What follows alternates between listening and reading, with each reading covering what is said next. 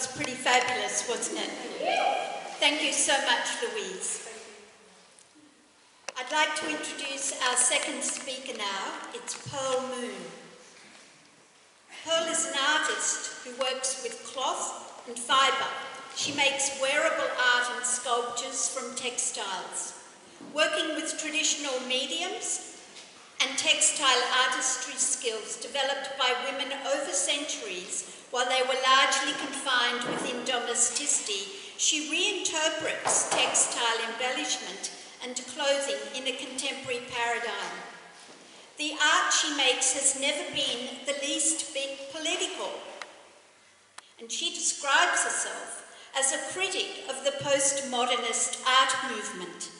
Pearl's previously modest profile as an artist has been raised exponentially recently due to the disproportionate and outraged efforts of anti-women's rights activists to silence her. I give you Pearl Moon.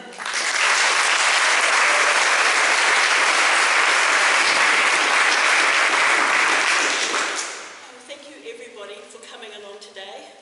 I want to acknowledge my really awesome fellow speakers. I'm very humbled to be sharing this platform with them.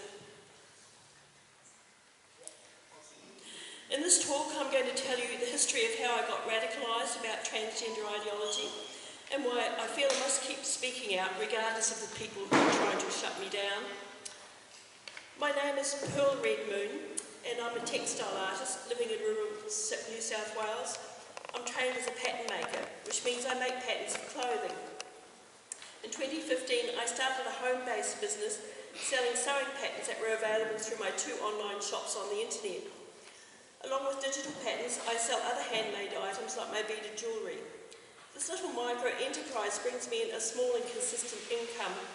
In 2016, I started an Instagram account that was hugely helpful to enable me to build up a follower base where I could show and talk about the clothes I design and make. Other social media I had was my blog, which I started in 2008, and Pinterest. I applied for and was permitted to start a verified merchant shop on Pinterest, which meant any pictures of wearable art that I make, that I showed on my blog and Instagram, could be uploaded to Pinterest, meaning when interested people clicked on them, they were redirected either to my Instagram or blog, where I have links to my internet stores. In this way, I had an integrated network of internet platforms where I could channel interested people to see the products I had for sale.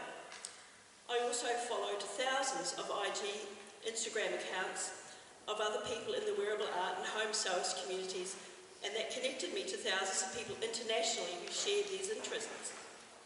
In 2017, there was a strange kerfuffle amongst the international sewers community when a social justice activist, an American woman who had a Japanese mother and an American father, a young woman called Emily Ito, started calling out white people for publishing sewing patterns using the word kimono. From her own Instagram account and in articles published in several sewing magazines and on a number of internet forums, she started telling home sewists it was an unacceptable cultural appropriation for a non-Asian person to use the word kimono. And if white people felt comfortable doing so, it meant they were racist. She suggested that independent sewing pattern designers should be criticised or even boycotted if they called a garment a kimono. At that time, there were dozens of designers using the word for their sewing patterns, and it was astounding to see literally all of them issue profuse apologies, acknowledging that they had done something racist, and immediately changed the name of their patterns. This reaction seemed ridiculous to me, and I thought it was not only wrong to claim using kimono was a cultural appropriation, but Ito's encouragement for people to virtue signal their agreement with her by not buying a sewing pattern with the word kimono, it was tantamount to bullying.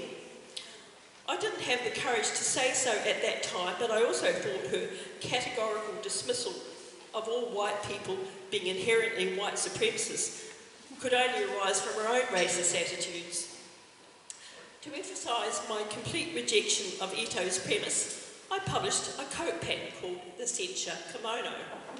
and I commenced writing dozens and dozens of blog posts explaining why I thought her assertions were completely without serious merit.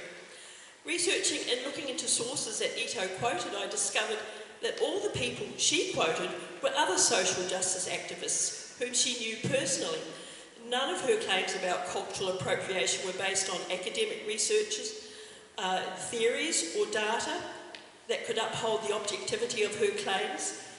In research and reading, I've discovered this over and over again, that very large numbers of these self-styled social justice activists cite theories that uphold their own subjective opinions, rather than referring to credible studies, scientifically collected data, or even reality.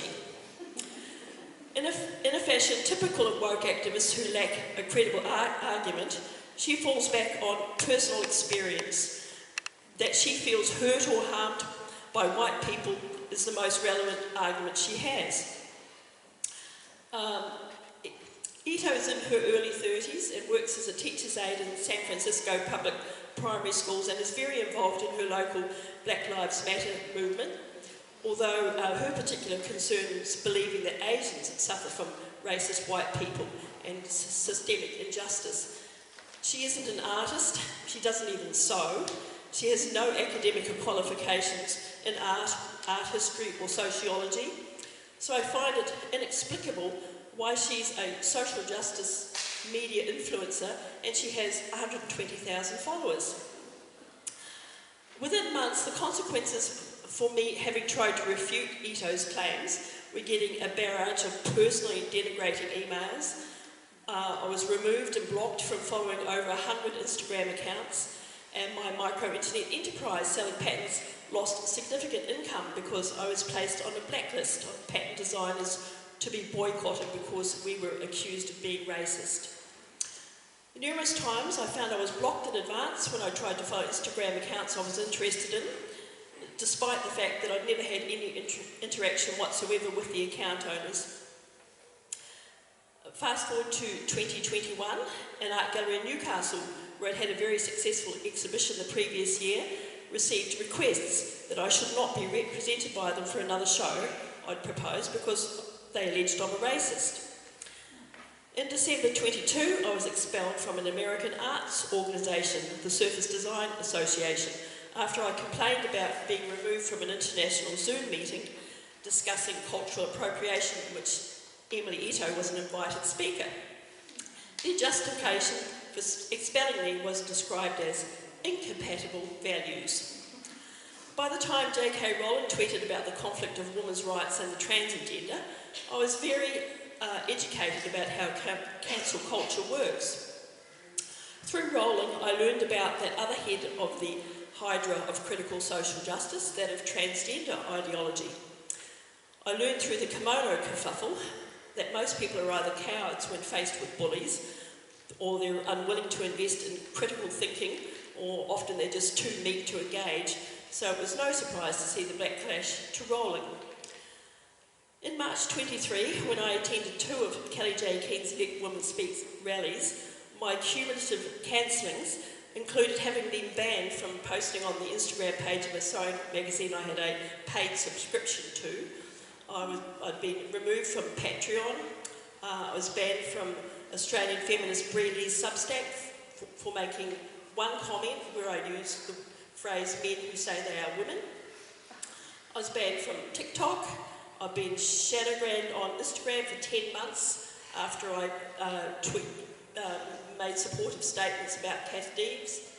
And I was not allowed to start a business account on Instagram due to what they described as repeated violations of community guidelines. I had my verified merchant status revoked on Pinterest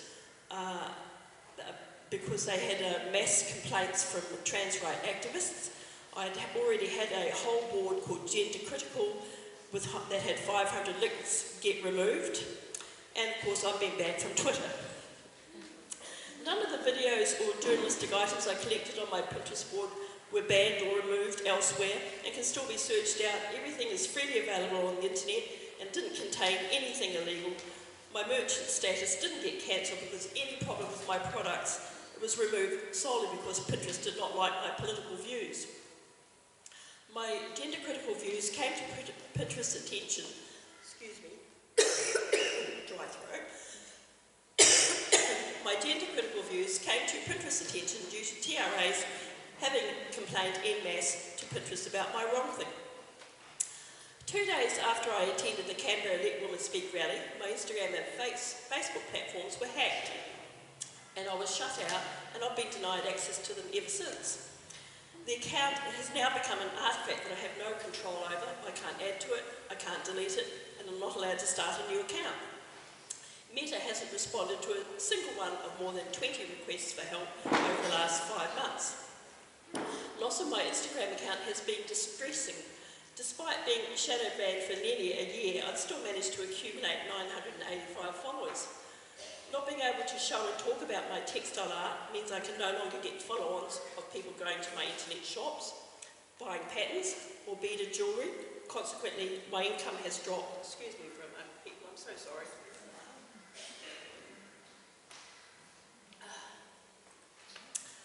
Another effect of being able to promote my upcoming exhibitions or markets I might go to sell things, that's another effect. I can't promote my exhibitions or markets. Having a social media profile with a good number of followers is an important factor in getting accepted to show in galleries or sell at curated artisan markets, because their managers, organisers and curators can see I not only have established a history for quality and consistent production, but because I have a following, they can promote their event or venue to be directly to those people. At present and going into the foreseeable future, I contend it will be impossible for anybody seeking to make a living as an artist to make a success of it if they are shut out of access to social media. A visual artist who cannot show anybody what they make cannot build credibility. Having no profile on social media means no attention, no potential to construct a narrative about your art practice, and you might as well just not exist. Here I'm going to digress briefly to describe another way I've been harmed by Instagram, because I think many of you will be able to extrapolate the sinister implications. In that same momentous year 2017, I had 14 photographs of wearable art clothes made by me, appropriated from my blog, and placed in the online stores of a China-based fast fashion manufacturer, where they pretended it was the product they were selling. Chic V International is the name of the company, and it's their established business model to expropriate images created by small-time artisans to use for their enrichment, because they know we don't have the power or resources to stop them. For the last 6 years, they've scammed unknown hundreds of thousands of naive international buyers into purchasing their cheap, nasty and obvious fakes of my intellectual labour. Their business fraud is enabled by Instagram and Pinterest. I wasted hundreds of hours trying to assert my legal copyright to have the images taken down, but have been completely ignored. About 2 years ago, the Chic V advertising disappeared from my Instagram feed, and this was because my feed had been censored. It wasn't because Chic V stopped the scam or that IG had removed them. For all I know, Chic V may still be stealing images and faking versions of my current works. I have no way of knowing because I'm shut out of Instagram for being a hateful person.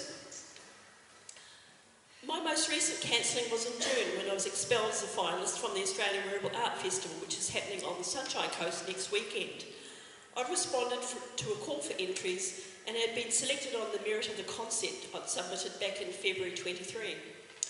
On June the 4th, the organisers emailed me to say that due to my attendance to at the Standing for Women rallies, they had decided to eject me.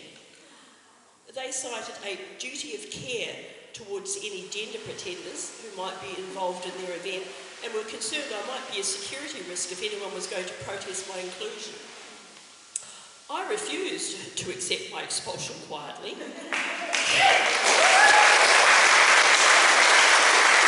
I immediately set about making as much fuss as possible. I was very fortunate to have my situation written about by Graham Linehan on his Substack, and to have the online news forum Unheard publish a journalistic piece in which my cancelling was linked as similar to what has happened to Louise and Gillian, who are here today, of course. Through feminist networks, I was advised to contact Anna Kerr at the Feminist Legal Clinic, another cancelled women's service, and she offered to write a letter to the festival organisers pointing out that their actions gave us grounds to take a case to the Human Rights Commissioner for illegal discrimination. A week later, we were both amazed to receive a letter from the organisers offering to reinstate me. I honestly couldn't have been more surprised than if I looked in the mirror and seen a unicorn horn had grown out of my head. Oh, maybe that's more horror than amazement. The offer to reinstate me came at the end of July. During the 7 weeks I'd been cancelled, I'd raised Mary hell. One of the actions was to write to the Mayor and several councillors on the Sunshine Coast Council about what had happened, as they had donated ratepayer funds as a sponsor of the festival, and I wanted to point out many ratepayers might be appalled at the way I'd been treated and leery how their money had been given to people who felt entitled to discriminate against anybody for their political beliefs. I have no idea if any of the Sunshine Coast councillors said anything to the festival organisers, but it was 3 days after I sent those letters and a week after the solicitor had sent her letter that the festival backed down. Another pressure on them had been hundreds of people who had read the online stories and who went to their Facebook pages and their website to leave negative messages about how they were offended by my expulsion. They actually had to take down the contact form on the Wearable Art website because so many people gave them negative feedback. An amazing thing happened after Unheard published their article. I was contacted by a woman art collector in the United States. Her name is Jean Burns, and she is active in Women's Declaration International. Jean has conceived a project to collect art from women who have been cancelled due to talking about their gender-critical beliefs in public.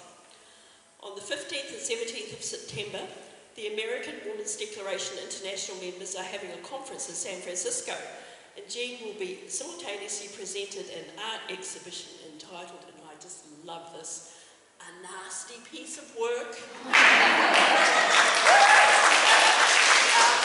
The Art of Dissident Feminists. When Jean contacted me, she offered to buy the artwork I'd started to make for the Wearable Art Festival. It left me whooping with joy that Jean Burns had taken the turd delivered to me by the festival and polished it into a nugget of gold. My work is called Wedding Gown for a Woman to Marry Her Garden, and it's been sold to Jean. Now that I've been reinstated to the festival, the garment will be getting modelled on the runway over 2 days next weekend. The inaugural San Francisco Dissident Feminist Art Exhibition will be showing the works of 11 cancelled women artists. The show includes myself as an Australian, a woman from Ghana, and 3 artists from the UK, and the remainder are Americans. And I must remember to send an invite to Emily Ito as she lives in San Francisco. In the concluding minutes, I want to address the other issue that Anna wants us to talk about today, how we can support women who have been cancelled. I've drawn from my personal experiences here, but I do find this question vexingly hard to suggest any solutions to. What I do know that works is a sense of being welcomed into a grassroots movement. It comforts me that I have met women of very diverse backgrounds, beliefs and ideologies that I would never have normally met these women or had a reason to interact with them. So I feel it's broadened my world and made my world a bigger place that I've met so many conservative women. I've been previously very involved for 40 years with the Greens, whom I just can't distance myself far enough away from them. They absolutely horrify me. They've really gone off a cliff. Okay, so grassroots. I'm very grateful to feel more connected and believe my world view has been expanded to discover networks and communities of resistors who uphold and support each other. I would never have been able to go on with my own resistance for 6 years if I hadn't found like-minded people. Although I've been thoroughly cancelled from many areas of the internet, the cruelty of that isolation was a driver to discover other places and people that share my beliefs and concerns. I feel really fortunate to have found communities established on YouTube and Substack which provide education and analysis of the daily news from around the world, along with support. I've become a member of the closed online group Standing for Women, which is associated with Kelly J. Keane, and that is a community of gender criminal women where we share links and discuss actions that can be taken. For example, searching out what books are placed in public libraries that are promoting gender learnery to children. These groups are important to help keep me grounded in reality, because it's so easy to start to believe you're losing your mind when fundamental realities are being challenged. They also bolster my courage to keep speaking, because when I know others are doing the same, I feel a sense of loyalty to the cause. Also, by sharing and discussing our common experiences in what is working when we engage, we are able to hone our messages to be as effective as possible. I also pay a monthly stipend to have joined Barry Wall's Warrior Teacher Training course. The income generated from Barry's enterprise helps to support him working full-time to expose the trans lunacy, and I'm very pleased to do that because he is such an articulate and effective advocate. Being associated with Barry and the International Warrior Teacher Group also facilitates getting very immediate news about what is happening in the UK, which, as the locus of the most successful pushback against trans ideology, is a place we are learning a great deal from. And I kind of taper off after that. All I wanted to reiterate here, without any notes, is that it's so important that we lobby our politicians. Politicians, I believe, are going to be the only ones that can get things back to normal. They have to understand that the vast majority of Australians, we're very base people. We won't accept this absolute rubbish. We won't accept our children being endangered by this nonsense. We need to reform the universities. The E-Safety Commissioner, Julie Inman-Grant, is an absolute horror. She needs to be replaced. She is nothing but a mouthpiece for the lunatics.